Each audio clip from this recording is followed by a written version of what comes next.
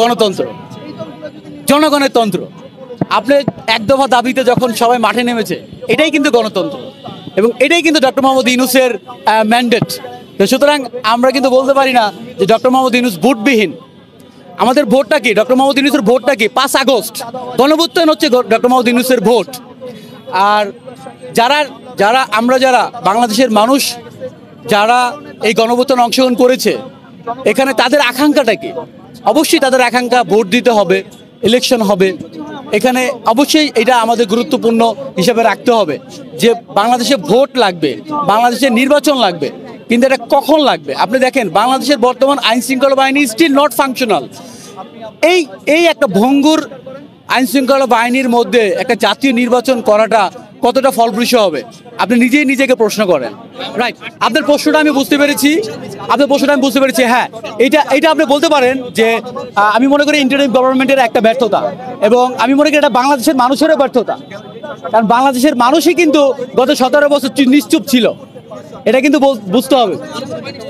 হ্যাঁ, সবাই ছিল না, আমি জেনারেলি বলছি। আপনি দেখেন ঢাকা 18 আসনে আওয়ামী লীগ একটা জটিকা মিছিল করেছে। এটা কেন করলো?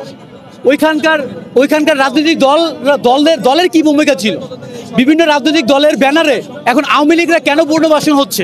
এটাও একটা প্রশ্ন। হ্যাঁ, প্রশাসনের ভূমিকা প্রশ্নবিদ্ধ, এটা প্রশ্নবিদ্ধ। আপনার সাথে আমি একমত। তো এখন আমরা যদি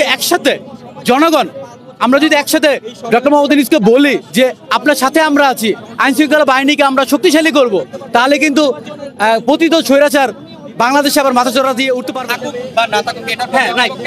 এই ভাইয়ের আপনার নামটা কি ভাই? আপনাকে অসংখ্য ধন্যবাদ।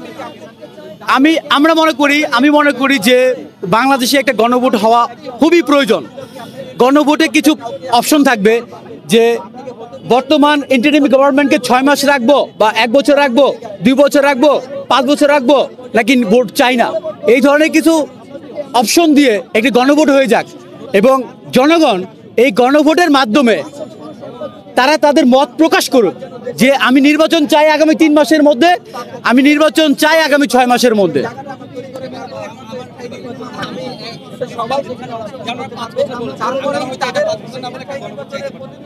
হ্যাঁ, অসংখ্য ধন্যবাদ। হ্যাঁ।